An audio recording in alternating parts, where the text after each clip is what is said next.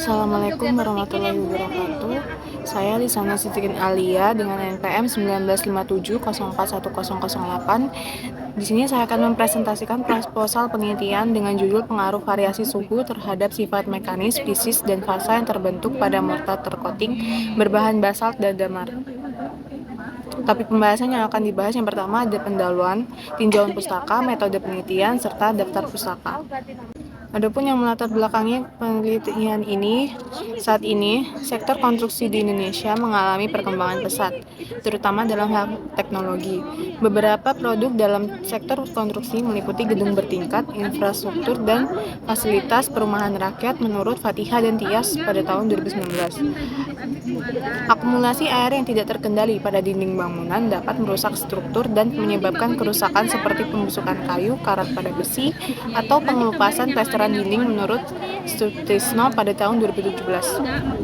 Seiring berkembangnya dunia konstruksi, permintaan terhadap semen Portland sebagai pengikat campuran beton semakin meningkat. Salah satu penggunaan semen Portland yaitu sebagai bahan pembuat mortar.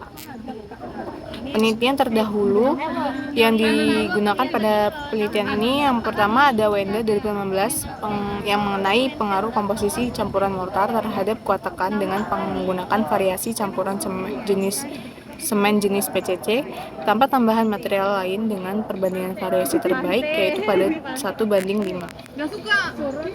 Yang kedua Rohmat 2016, penelitian yang menggunakan paduan silika dengan polimer alam yaitu getah flamboyan menggunakan metode deep coating komposisi silika dengan getah flamboyan yaitu 60:40 dengan konsentrasi water glass yaitu 30%. Kemudian Aldiansa 2022, penelitian menggunakan bahan baku basalt, getah damar, dan tinar sebagai campuran larutan gasir untuk bata tahan api pada temperatur pembakaran 1100 derajat Celcius memberikan hasil terbaik.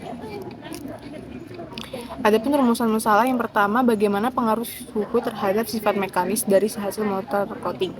Yang kedua, bagaimana pengaruh suhu terhadap sifat fisis dari hasil mortar tercoating. Yang ketiga, bagaimana pengaruh suhu terhadap struktur mikro dari hasil mortar tercoating.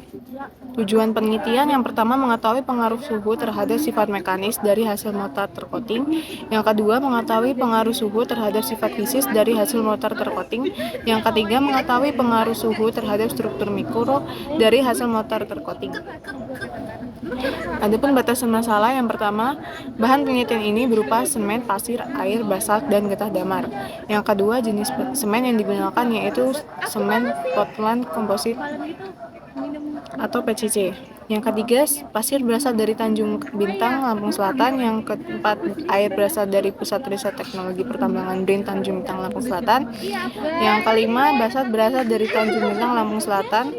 Yang keenam, getah damar berasal dari Liwa, Lampung Barat. Yang ketujuh, basalt yang digunakan ukuran partikel 200 mes. Yang kedelapan, komposisi pasir dan semen yaitu 1:5 dengan total bahan sebesar 1000 gram. Yang 9, ukuran sampel 5x5x5 cm kubik. Yang 10, coating dilakukan dengan teknik deep coating. 11, variasi suhu sinter yang digunakan 700 derajat Celcius, 800 derajat Celcius, dan 900 derajat Celcius selama 2 jam. Yang 12, melakukan uji mekanis dan fisik seperti kuat tekan, densitas, porositas, dan absorptivitas. Yang ke-13, karakterisasi bahan dan sampel menggunakan SRF, SRD, serta SEM. Manfaat penelitian yang pertama, memanfaatkan mineral basalt yang melimpah agar lebih ekonomis. Yang kedua, mendapatkan informasi mengenai proses coating dengan menggunakan teknik deep coating.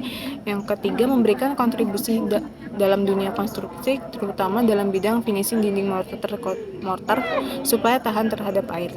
Yang keempat, dapat digunakan referensi bagi penelitian selanjutnya. Tinjauan pustaka. Yang pertama, mortar. Mortar adalah campuran semen, pasir, dan air dengan komposisi yang berbeda-beda. Yang kedua, bahan pembuat mortar. Yang mortar didapat melalui penggabungan bahan-bahan agregat halus, semen sebagai perekat dan air sebagai bahan bantu yang untuk reaksi kimia selama proses pengerasan. Yang ketiga, damar mata kucing memiliki bentuk bongkahan yang tidak beraturan sifat seperti isolator dan tidak tahan panas. Yang keempat, deep coating. Deep coating ini merupakan salah satu teknik umum dan banyak digunakan karena merupakan teknik yang paling mudah.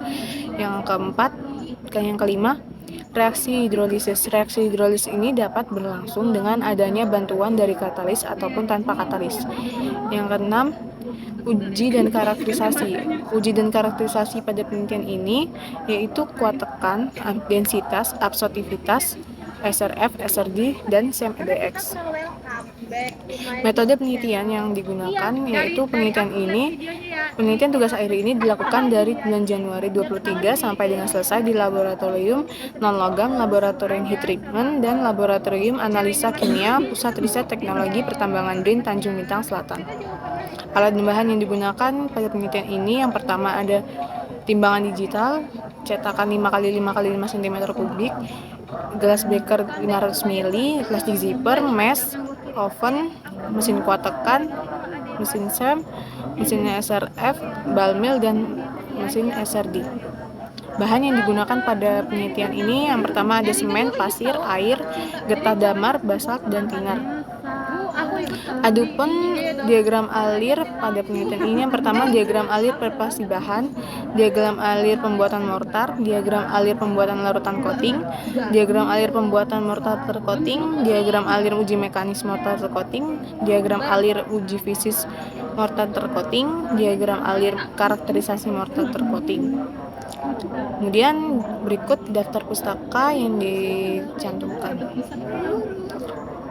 Sekian presentasi yang dapat saya sampaikan. Mohon maaf bila ada salah kata. Saya akhiri. Wassalamualaikum warahmatullahi wabarakatuh.